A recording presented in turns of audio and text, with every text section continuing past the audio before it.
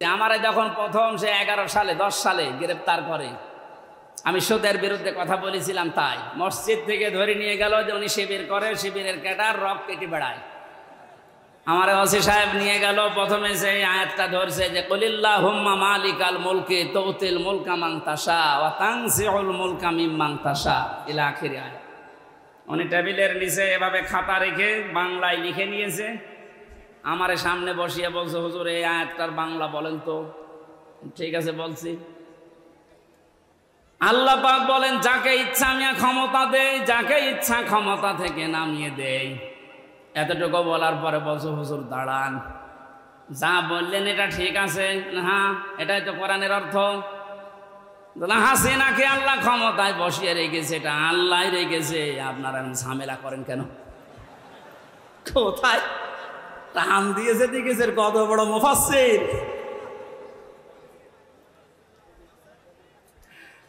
সূরা আলে ইমরানের 178 নম্বর আয়াতটা গত কয়েকদিন আগে আমি তাফসীর সব পড়তে গিয়ে দেখি ওই ওসির কথার পুরা উল্টা।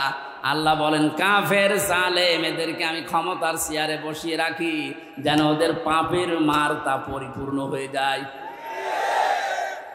পাপ যখন একেবারে পরিপূর্ণ হয়ে যায়, তখন আর ভালো হওয়ার নিয়ত থাকলে ওরে আমি আর সুযোগ দেই না, যেমন ফেরাউনকে দেইনি। তখন আমি কি করি? ওদের জন্য যন্ত্রণাদায়ক এবং অপমানজনক একটা শাস্তির ব্যবস্থা করি। আমার মনে হচ্ছে পৃথিবীতে আল্লাহ যদি কিছু নাও দেখায়, ইনুর সাথে যা দেখালো আমার জীবন ধন্য হয়ে গেছে। এই শয়তান আমার এমপি থাকাকালীন কুষ্টিয়ায় ঢুকতে দিত না, তো শিবির করে ও ঢুকতে পারবে না। এই যে হানিফ আমার চাচা, নিজের চাচা, আমার দাওয়াত দিয়েছে খাওয়ার জন্যে, যদিও সে আওয়ামী লীগের চেয়ারম্যান।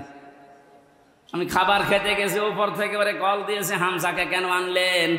বলো আমার ভাইয়ের ছেলে ভাতিজা, ওরে ডাক দেবো না। না, আওয়ামী লীগ করলে কোনো শিবির জামাতের লোককে বাড়িতে খাওয়ানো যাবে না। আপনি কোথায় পৌঁছিয়েছিলেন?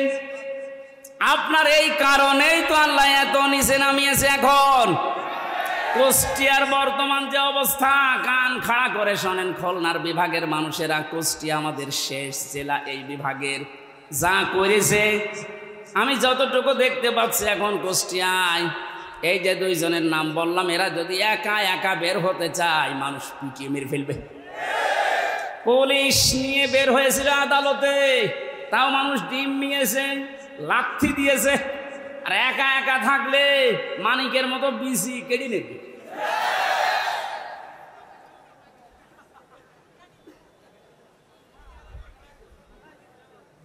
এই জন্য জালেমদের কিন্তু পরিণতি খুব খারাপ। তারা আল্লাহর মামলার আসামি, তাদের দুনিয়াও শেষ, আখিরাতও শেষ।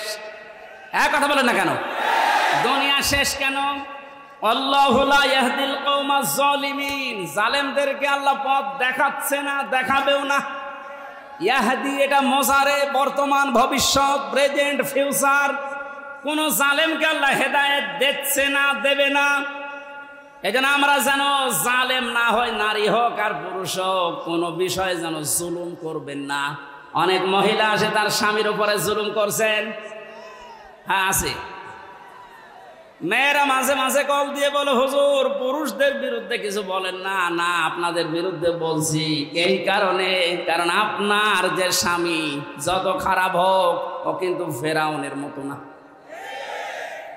ফেরাউনের জীবনে আমি পড়েছিলাম, এত বড় শয়তান, ভয়ঙ্কর স্বামী পৃথিবীতে কারো ভাগ্যে আসবে কিনা আমি জানি না।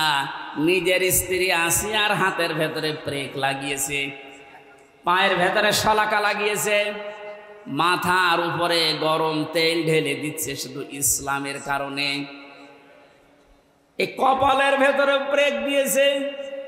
এ কঠিন অবস্থায় যখন এ শাস্তি চলছিল, আল্লাহ জিবরাইলকে পাঠিয়ে দিলেন, জান্নাতটা মেলে ধরো।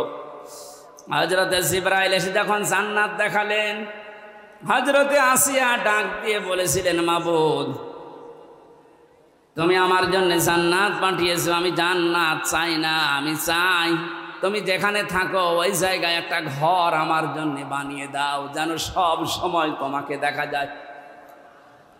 দ্বিতীয় নম্বর, একটু ভালো করে মেয়েরা, এটাই আপনার ওয়াজ। দ্বিতীয় নম্বর তিনি বলেছিলেন, অনাজ্জিনি মিন ফিরআউনা ওয়া আমালিহি ওয়া নাজ্জিনি মিনাল কওমিজ জালিমিন। সূরা তাহরিমের 12 নম্বর আয়াত। হযরতে আসিয়া বলেছিলেন, মাবুদ, আমার স্বামী আমার উপর যে অত্যাচার জুলুম করছে, লোকজন দিয়ে নিচেও দেখতেছে, তুমি এই জুলুম অত্যাচার থেকে আমাকে বাঁচাও, কিন্তু আমার স্বামীর ওপরে তুমি গজব দিও না। ও বাংলার মা বোনেরা, আমি আপনাদেরকে ভালোবাসি, কারণ যে 4টা কারণ না মানলে মেয়েরা জাহান্নামে যাবে, তার 3 নম্বরে এটা। স্বামী যাদের আছে, এই মানুষগুলোকে যারা জায়েজ পন্থায় খুশি করতে পারে না, ওই মেয়ে লোক নামাজ রোজা হজ যাকাত করলো জাহান্নামী। অনেকে এটা হয়তো বোঝেন না, বা বোঝার পরেও না জেনে না বুঝে ভুল করছেন। আপনাকে আমি থামার জন্য বলছি, এই পৃথিবীতে সবচাইতে বড় মেহমান আপনার জন্য আপনার স্বামী।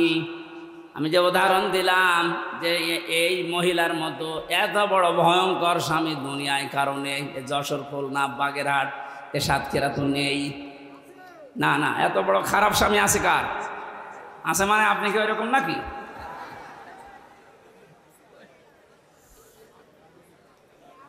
এত বড় শাস্তি দেওয়ার পরেও তিনি যদি বরদোয়া না দেন স্বামীর জন্য, আর আপনার একটা সাবান কম হয়ে গেলে, শাড়ি কম হলে আপনি বরদোয়া দেন। স্বামীর বাড়িতে এসে যে কষ্ট স্বীকার করছেন, মনে করবেন আমার সাদগা দেওয়ার সওয়াব হচ্ছে প্রতিনিয়ত। এখানে যে সমস্ত মা বোনেরা স্বামীর বাড়িতে অত্যাচার, জুলুম, নির্যাতনের শিকার হয়ে আছেন, আপনার কিন্তু প্লাস পয়েন্ট, আপনি জান্নাতের দিকে এগিয়ে যাচ্ছেন। মাঝখান থেকে ফেরাউন মার্কা যদি আপনার ওই স্বামীটা হয়, ও জাহান্নামের দিকে এগিয়ে যাচ্ছে। বলেন নাউজুবিল্লাহ। এই জন্য আমার স্ত্রীর দ্বারা যেন স্বামী জুলুমের শিকার না হয়, স্বামীর দ্বারা কোনো স্ত্রী যেন জুলুমের শিকার না হয়। জুলুম এত বড় মারাত্মক একটা অপরাধ। আর জুলুমু যুলুমাতুন ইয়াউমাল কিয়ামাহ। নবীজি বলেন, জুলুম কিয়ামতের দিন ঘোর অন্ধকার হয়ে মানুষের সামনে দেখা দেবে। না আমরা যা করি না কেন, অন্তত জুলুম থেকে যেন আমরা বেঁচে থাকি। বলেন আমিন।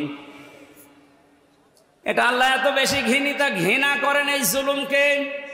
সূরা ইব্রাহিম 13 নম্বর পারা 19 নম্বর পৃষ্ঠা 12 নম্বর লাইনের 42 নম্বর আয়াতটা আল্লাহ জালেমদেরকে নাজিল করেছেন তাদের দেখে। ওয়ালা তাহসাবান্নাল্লাহা গাফিলান আম্মা ইয়ামালুজ জালিমুন। রব্বুল আলামিন বলেন, নবী আপনি কি মনে করেন যে জালেমদের সম্পর্কে আমি কোনো খোঁজ খবর রাখি না? আমি সব চাইতে বেশি খোঁজ রাখি জালেমদের কাজের উপরে। এই জন্য জালেম বিদায় নিয়েছে। কিয়ামত পর্যন্ত এই দেশের এই চেয়ারে যেন কোনো জালেম বসতে না পারে, সে ব্যবস্থা আমাদের এখনই করা লাগবে। আমার কথার অর্থ যদি না বুঝে থাকেন, ঝড়ে কোদাল নিয়ে আসেন। কথা বুঝতেছেন? পৃথিবীতে কেন জালেম জানোয়ার চেয়ারে আসতে না পারে, সে ব্যবস্থা আমাদের এখনই ওই পথগুলো বন্ধ করা লাগবে। কারণ জালেম যদি আবার আসেও কিন্তু আরো ভয়ঙ্কর হবে। দরুদ আর সালাম পাঠ করে আমার আজকের আলোচনার বিষয় হচ্ছে হাসরের ময়দানে 5 ধরনের মানুষ শুধু কাঁদবে। আমি কোরআনে কারীম থেকে সূরা শুআরার 102 নম্বর একটা মাত্র আয়াত পড়ছি। আল্লাহ রাব্বুল আলামিন এই আয়াতে আমাদেরকে আফসোসের কথা জানিয়েছেন। রব্বুল আলামিন বলেন, ফালাউ আন্না লানা কাররাতান ফানাকুনা মিনাল মুমিনিন। কিয়ামতের ওই কঠিন ময়দানে যখন বিচার আচার শুরু হবে, মানুষ বলবে, আল্লাহ একটু সময় যদি আমাকে দিতে, যদি কিছু সময়ের জন্যও দুনিয়ায় যেতে পারতাম। এই কাররাতান মানে মাররাতান ওয়াহিদা, মানে একবার, একটা বারের জন্য যদি একটু সুযোগ দিতেন, শুধু যেতাম আর ভালো হয়ে যেতাম। মিনাল মুমিনিন, আমি বিশ্বাসী মুমিন হয়ে তারপরে তোমার কাছে আসতাম। আল্লাহ পাক বলেন না, আজকের এই ময়দানে যত ধরনের যত শ্রেণীর মানুষ এই ময়দানে বসে আছে, দাঁড়িয়ে আছে বিচারের জন্যে, 5 প্রকার মানুষের ভেতরে শুধু কাঁদতেই থাকবে, কাঁদতেই থাকবে। এখন মিলিয়ে দেখেন তো এই 5 প্রকারের ভেতরে আপনি আছেন কিনা। 1 নম্বরে কোরআনে কারীম নাম দিয়েছে তাদের যারা কাফের। কারা কাফের? তো দেশে নেই। কোন মানুষ যদি কাফেরকে কাফের না বলে, কাফের ধারণা না করে, সেও কাফের। এক কথা বুঝতেছেন?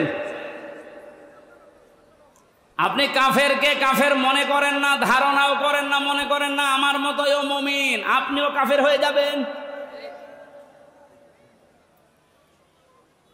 কোরআনে কারীম কাফের কাদেরকে জানিয়েছে, ইন্নাল্লাযীনা কাফারু বিআয়াতিনা। কাফেরের যতগুলো সংজ্ঞা আছে, 1 নম্বরে আল্লাহর কোরআনের আয়াতকে যারা মিথ্যা মনে করে এরা হচ্ছে কাফের।